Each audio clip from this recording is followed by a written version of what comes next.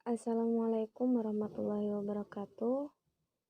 Perkenalkan, nama saya Uswatun Hasanah dengan NPM 2040606118, jurusan bimbingan konseling dari kelas A3 yang akan membawakan penjelasan tentang ekosistem pantai. Tugas dari dosen pengampu yaitu Ibu Reni Tricahyani. Ekosistem. Problematika di dunia pada saat ini banyak mengalami perubahan.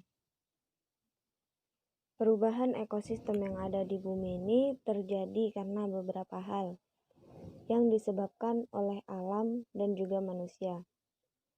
Di lingkungan masyarakat sendiri, banyak sekali terjadi problematika pada ekosistem sekitar, seperti longsor yang terjadi karena pergeseran tanah yang ada di dataran tinggi.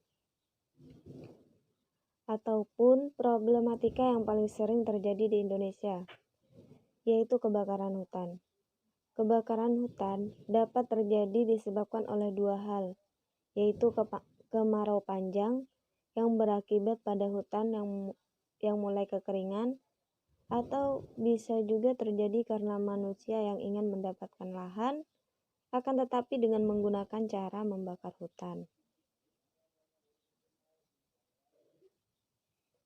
Ekosistem sendiri merupakan unit fungsional dasar dalam ekologi, yang mana di dalamnya tercakup organisme dan lingkungannya, atau lingkungan biotik dan abiotik, yang di antara keduanya saling memengaruhi satu sama lain. Sedangkan pengertian ekosistem menurut undang-undang, lingkungan hidup adalah tatanan atau kesatuan cara yang utuh menyeluruh antara segenap unsur lingkungan hidup yang saling mempengaruhi satu dengan yang lainnya.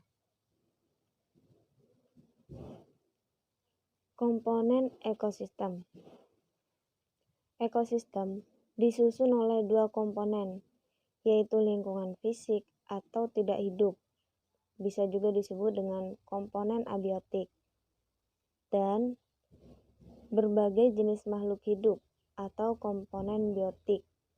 Berbagai jenis makhluk hidup tersebut dapat dikelompokkan menjadi satuan-satuan makhluk hidup dan ekosistem. Komponen abiotik merupakan sesuatu di luar makhluk hidup yang ada di tempat tertentu.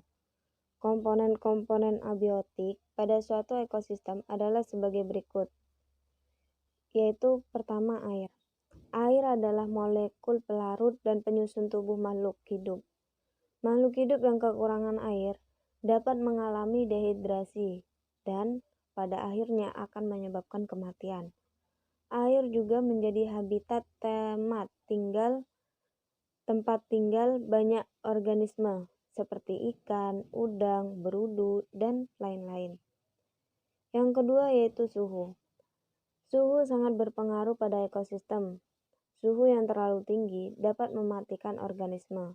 Misalnya, suhu gurun yang sangat tinggi dapat menyebabkan hewan menjadi dehidrasi dan mati. Suhu yang terlalu rendah juga dapat memberikan dampak negatif bagi hewan dan tumbuhan yang tidak terbiasa. Hewan dan tumbuhan memiliki batas toleransi tertentu terhadap perubahan suhu yang diterimanya. Yang ketiga yaitu cahaya. Cahaya merupakan komponen abiotik yang sangat penting dan berperan sebagai sumber energi utama di bumi. Cahaya merupakan sumber energi untuk terjadinya fotosintesis yang membuat tumbuhan mampu menghasilkan makanan sendiri atau disebut dengan organisme autotrof. Hewan tidak dapat hidup tanpa tumbuhan dan tumbuhan tidak dapat bertahan tanpa cahaya matahari. Yang keempat yaitu hara mikro. Hara mikro dibutuhkan dalam jumlah sedikit oleh tanaman, tetapi karena sifatnya yang esensial dan banyak berperan dalam proses enzimatik, maka keberadaannya sangat berpengaruh pada proses metabolisme. Pada pembentukan metabolit sekunder, antara lain alkaloid, unsur hara mikro berperan besar pada proses enzimatik, yaitu sebagai aktivator atau gugus redoks. Yang kelima yaitu kelembapan. Kelembapan di suatu ekosistem dipengaruhi oleh intensitas dari sinar matahari, angin, dan curah hujan. Kelembapan sangat memengaruhi pertumbuhan suatu tumbuhan. Daerah dengan tingkat kelembapan berbeda akan menghasilkan ekosistem dengan komposisi tumbuhan yang berbeda pula. Ekosistem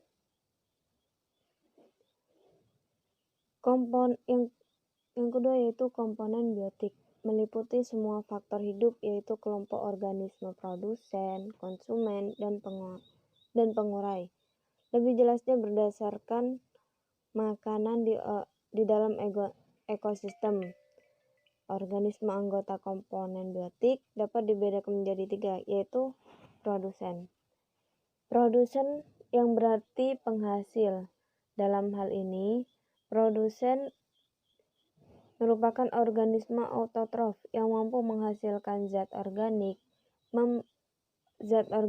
pembentuk tumbuhnya, dan zat anorganik seperti air dan mineral. Yang termasuk ke dalam kelompok produsen ini ialah semua tumbuhan hijau yang dapat melakukan proses fotosintesis dan berkemampuan untuk menghasilkan karbohidrat. Sedangkan karbohidrat sendiri merupakan zat pembentuk dasar dari berbagai zat makanan, seperti protein dan lemak yang terbentuk sebagai hasil kombinasi dengan nutrisi lainnya, seperti nitrat, fosfor, dan potasium. Yang kedua yaitu konsumen. Konsumen yang berarti pemakai, yang dimana organisme yang tidak dapat menghasilkan zat makanan sendiri, tetapi menggunakan zat makanan yang dibuat oleh organisme lain. Organisme yang secara langsung mengambil zat makanan dari tumbuhan hijau adalah herbivora. Oleh karena itu, herbivora sering disebut sebagai konsumen tingkat pertama. Yang ketiga yaitu dekomposer atau pengurai, yang dimana komponen biotik berperan menguraikan bahan organik yang berasal dari organisme yang telah mati ataupun hasil pembuangan sisa pencernaan. Dengan adanya organisme pengurai, unsur hara dalam tanah yang telah diserap oleh tumbuhan akan diganti kembali, yaitu berasal dari hasil penguraian organisme pengurai. Pantai berpasir. Pantai berpasir. Pantai ini dapat ditemukan di daerah yang jauh dari pengaruh sungai yang besar atau di pulau kecil yang terpencil. Makroorganisme yang hidup di sini tidak sepadat di kawasan pantai berbatu, karena kondisi lingkungannya, organisme yang ada cenderung menguburkan dirinya ke dalam substrat. Kawasan ini lebih banyak dimanfaatkan manusia untuk berbagai aktivitas rekreasi.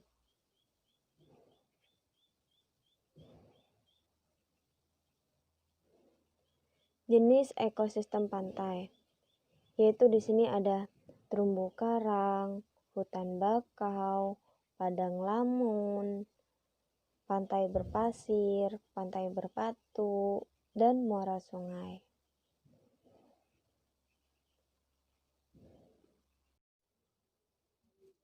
Sekian materi yang bisa saya jelaskan. Semoga bermanfaat. Wassalamualaikum warahmatullahi wabarakatuh.